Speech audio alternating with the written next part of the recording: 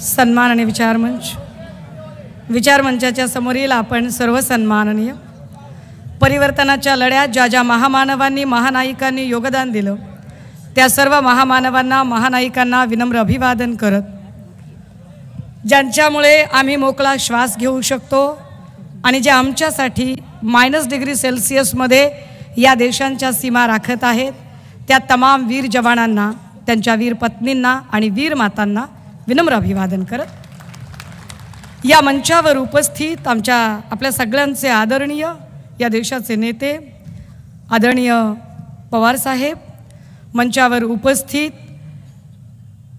रायगड लोकसभा मतदारसंघाचे महाविकास आघाडीचे अधिकृत उमेदवार अनंतराव गीते काका, मंचावर उपस्थित आमचे नेते सुभाषरावजी देसाई साहेब, मंचावर उपस्थित बंधू आमदार जितेंद्रजी आव्हाड, तद्वतच ज्यांच्यामुळे इथे येण्याचा योग आलाय असे आदरणीय जयंतभाई पाटीलजी,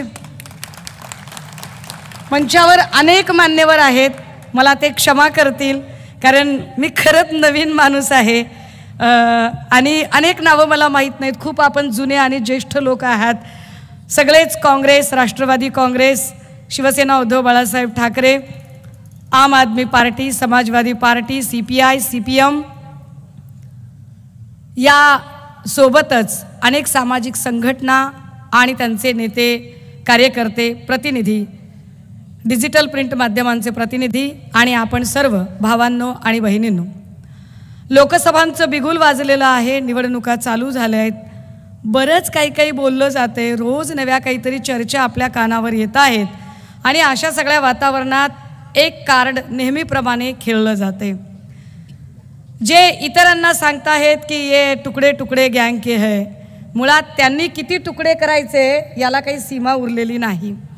ज्या पद्धतीचं राजकारण इथं एकूण केलं जाते हे एकूण राजकारण बघता आत्ता म्हणजे मला तटकरे वगैरे या लोकांमध्ये बोलण्यात काही फार रस वाटत नाही, अजिबात वाटत नाही,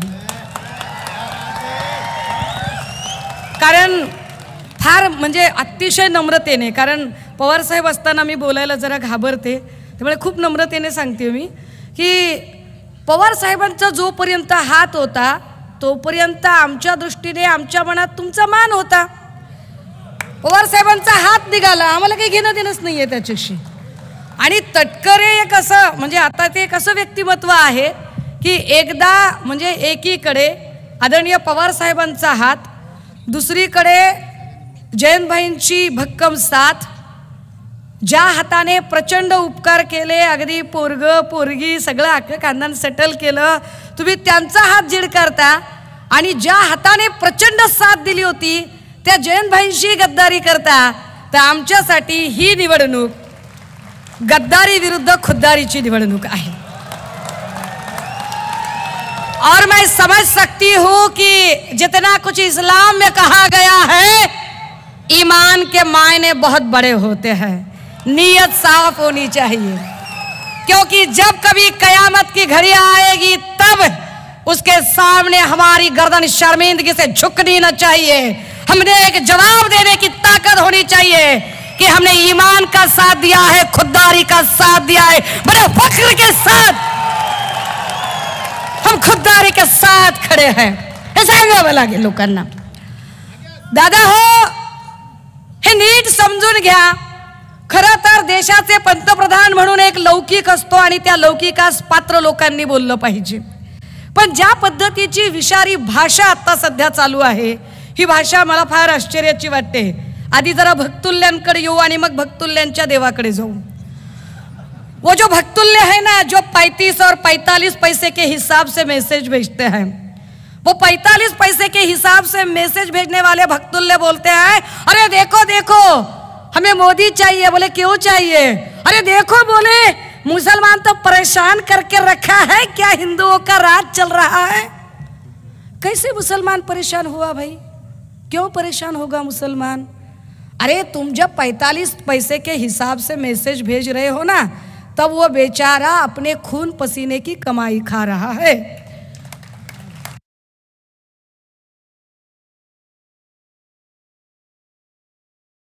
जब तुम लोगों को गुमराह कर रहे हो और जाति धर्म के कंपार्टमेंट खड़े कर रहे हो, तब वो शायद आपने उसे नौकरी नहीं दी है, कुछ नहीं दिया है, लेकिन वो पान का ठेला चला रहा है, स्क्रैप की गाड़ी चला रहा है, बेकरी में काम कर रहा है, कहीं ना कहीं काम कर रहा है, लेकिन दिन भर काम करके अपने खून पसीने की ईमानदारी के जो भी है वो 1500 कमाकर अपने बीवी बच्चों को खिला रहा है। अगर आप बोल रहे होंगे कि नहीं नहीं, अरे बीजेपी, क्यों बीजेपी चाहिए बघा, म्हणजे आम्हाला चांगलं हवंय म्हणून बीजेपी हवी असं म्हणत नाहीत ते, वाईट आहे। म्हणजे मला फार म्हणजे बेगानी शादी में ये दीवाने बन रहे खाली, और समझ में नहीं आ रहा यार बारात किसकी निकली है और नाच कौन रहा है। म्हणजे आमचे जे इकडचे 40 भाऊ आहेत ते पण सांगतात मोदींना पंतप्रधान करायचे। अबे तुला काय मिळणार आहे बे, मोदीला पंतप्रधान करायचंय, और इधर के भी बोल रहे मोदींना पंतप्रधान करायचे, तुला काय मिळालं त्याच्यात।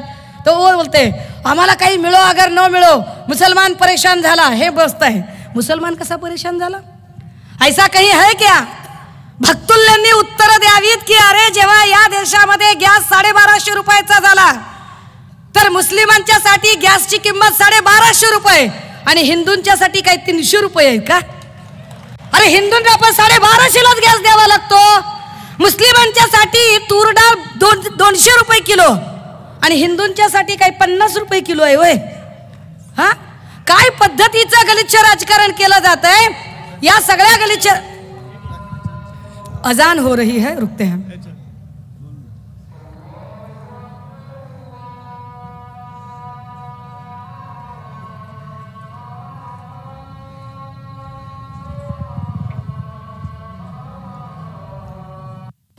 हाँ, अस्सलाम वालेकुम।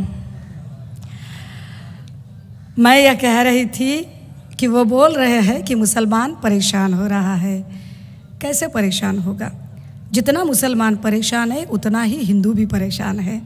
जी महागाईची झळ मुस्लिमांना बसते तीच महागाईची झळ हिंदूंना सुद्धा बसते।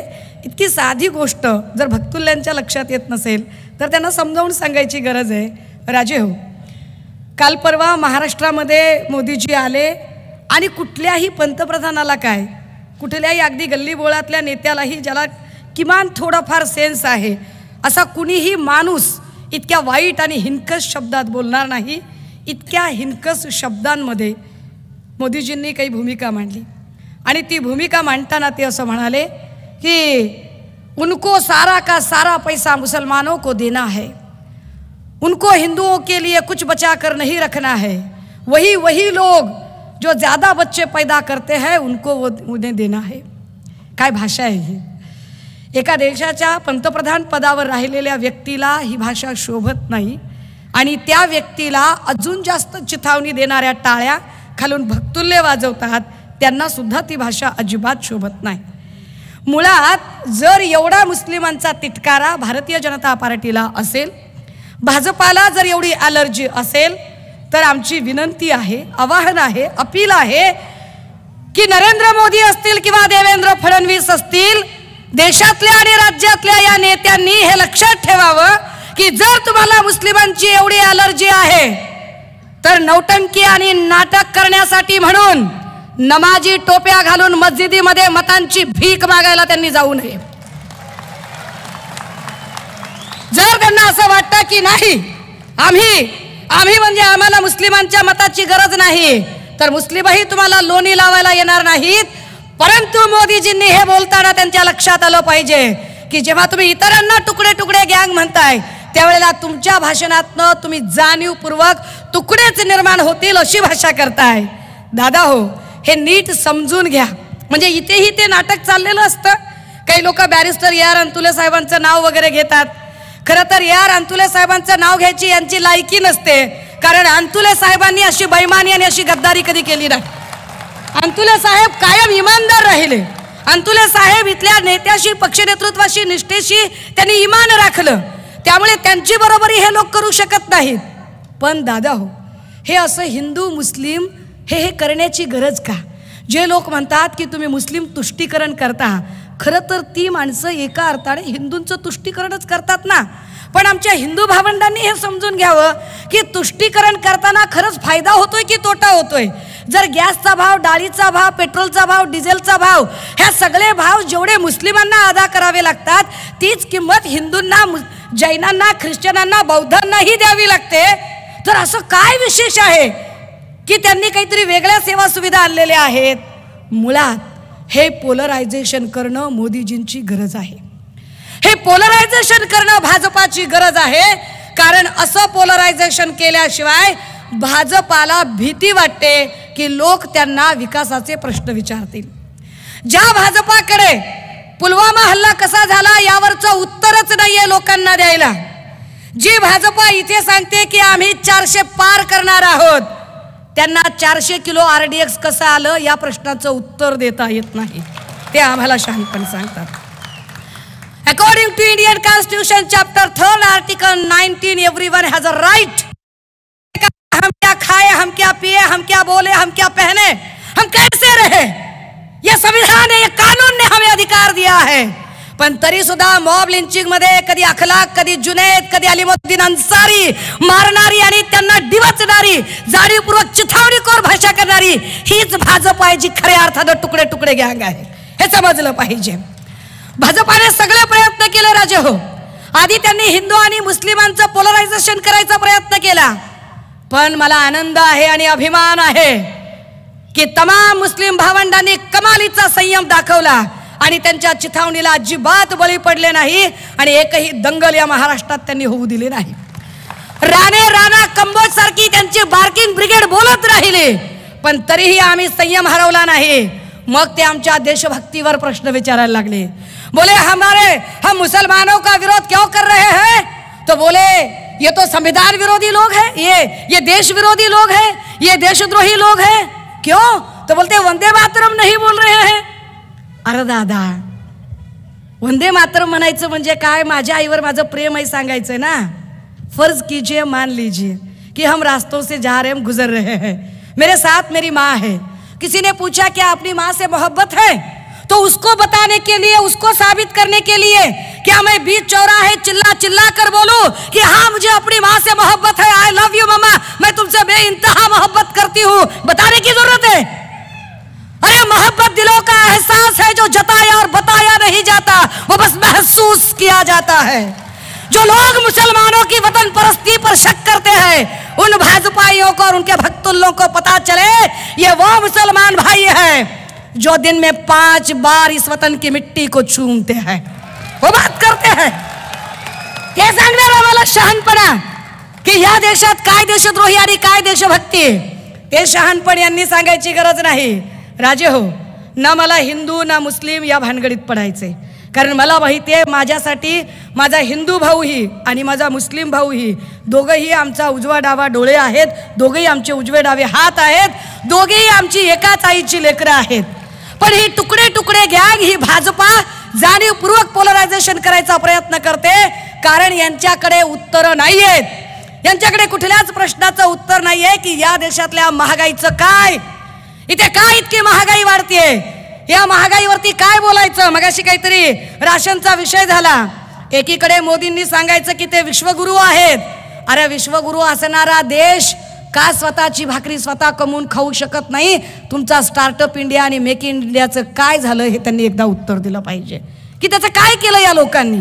का ते प्रश्न आमचे सुटलेले नाहीत? का महिला सुरक्षेवर अजूनही बोललं जात नाही?